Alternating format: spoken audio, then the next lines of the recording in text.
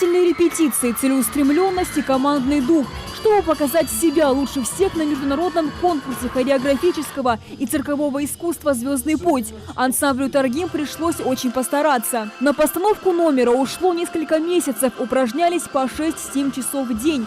Тем не менее, результат превзошел все ожидания.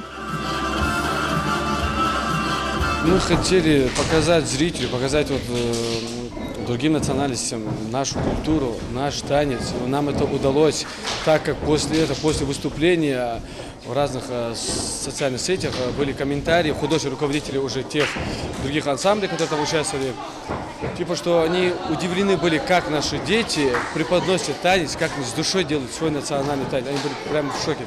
В конкурсе принимали участие 64 творческих коллектива со всей страны, а председателем жюри стал артист Егор Дружинин, известный по проектам телеканала ТНТ. Там было 64 соперников, они очень красиво танцевали. Там сидела жюри, Егор Дружинин. И когда он на нас смотрел, у нас стало еще больше азарта, и мы красиво станцевали. Самое сложное это долго учил, и мне Адам сказал, как делать.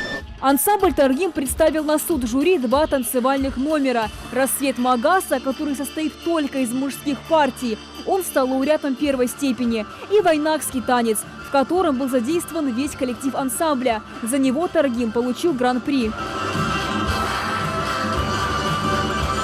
Ансамбль «Таргим», созданный в 1996 году, периодически радует своих зрителей победами в различных международных фестивалях, которые проходили в Махачкале, Краснодарском крае и Москве. Сейчас ребята готовятся к ежегодному фестивалю талантов Северного Кавказа, где также надеются покорить жюри. Амина Бокова, Ислам Арапиев, Новости 24.